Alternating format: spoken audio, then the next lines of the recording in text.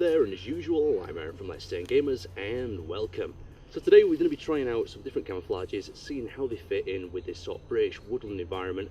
Now the time of the year is around March, so most of the deadfall is starting to dry up and turn very light shades of colour. So we're going to just see how these camouflage patterns actually work. So many of you are probably wondering, Aaron, why the hell are you doing a video on camouflage? That's a bit random, isn't it? Well, I felt like I've been neglecting my Airsoft audience a little bit too much, and I've not been able to get out to play Airsoft. Hopefully that's going to change very shortly. So I'll show you a few different camouflage patterns, Eastern Bloc and Russian, that I really like to use and run. Now, first up, we have Partisan SS. Now, I've rated this one very high, and the reason I like it is because it has orangey and browny tones that really help break up your body shape in this sort of March environment. March to autumn, you've got them leaves on the ground that are lighter tones, and as I get a little bit closer, you saw at that previous position, simply just lowered my head and I blended very well. And every little bit of an advantage you can get to ambush that other player, take him out before he sees you, is a potential way of winning the firefight without getting shot yourself. So let's actually continue on, and I'm going to move to a little bit of a different scene here. Here I'm completely blended right into the center of the screen. I've left my hands and my face white so you can detect me and spot me a little bit easier, and this pattern works really well while you're moving as well. You can see the orange bit at the front, a little bit of a speckly sort of effect that I really like, and it just looks cool as well as working very well as well. Now next up we have Digital Flora, the pattern that is renowned for the little green men, or the polite green men that we've seen in Ukraine. Now something that I've noticed about this pattern is it needs to be washed a few times. It needs to fade a little before it comes super effective, and there is a few different variants of this. There's a EMP version, and I think there's an EMR. There's a few different just texture variants where they've changed the pattern up a little bit and they've changed the shades. But you'll notice in this particular environment it's just far too dark, so I'm gonna have to stick it in the washer, put it on a few runs before it matches my other set that is a lot lighter and blends. In the summer months, when there's a lot of light actually reflecting on this camouflage, it looks a lot better and will blend you then. But for the moment, I can only give it a 6 out of 10. In the second environment where there's more greens, it's blending better, but at the same time it is struggling to just blend me in there. You can see I'm just too dark, and I am standing out, sort of silhouetting myself against that much lighter background. Still a very nice pattern, but let's have a look at the one that was issued before Digital Flora. Now, before Digital Flora, Standard Flora was released, and this was used by the Russian forces for quite a number of years, and it still is. You'll see it issued every now and then, plate carriers and older generation equipment that they're fading out. And the reason I like this is it's quite a sharp patterned camouflage. It's very similar to the French one that you've seen before, but we've got the same situation where it's a little bit too dark for this environment. If there's a lot of light placed upon this camouflage, it can become a lot effective. And in the second scene, you'll notice that it's a lot more effective just because there is more light bouncing off the camouflage, creating lighter tones and textures. So as I move up into this next position, still very dark and not blending well with that British woodland environment. But still, I just really like the look of this pattern, and sometimes Airsoft is a lot about looks.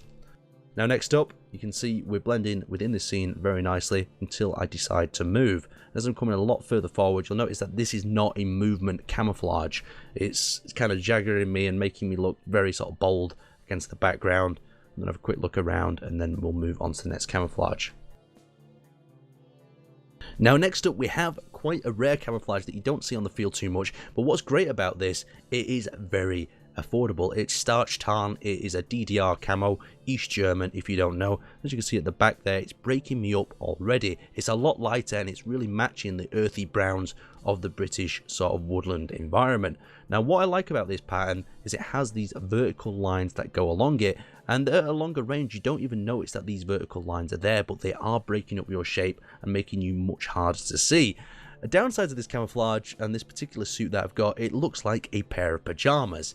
But if you want that advantage of ambush, then this is probably a pretty good set to go with, especially on the affordability level. It's quite cheap. Now in the second scene, where there's a lot more heavier green tones, I do stick out a little bit more, but this is more of that all-around environment camouflage, and when I've used this in the past, it's allowed me to get very close to people and take them out without them spotting me, something that you definitely want to get your hands on. Now you're probably wondering with this one, Sumrak, Aaron, what the hell is that? Well, this is a Russian border camouflage, and you can see just how effective it actually is. All I've got is my head down, and from a distance it messes with your eyes. It starts to blur them. The areas that are white and have the little squiggly bits in start to act as greys and darker tones, and as I take a knee at this second point, I just start to merge once again. If I wouldn't have stuck my foot so far out, I would have been much harder to see. So something that looks at very close range very ineffective is actually quite an effective camouflage print, especially within this 40-meter radius, but it can be considered a little bit too light. See, as I get too close to the camera here,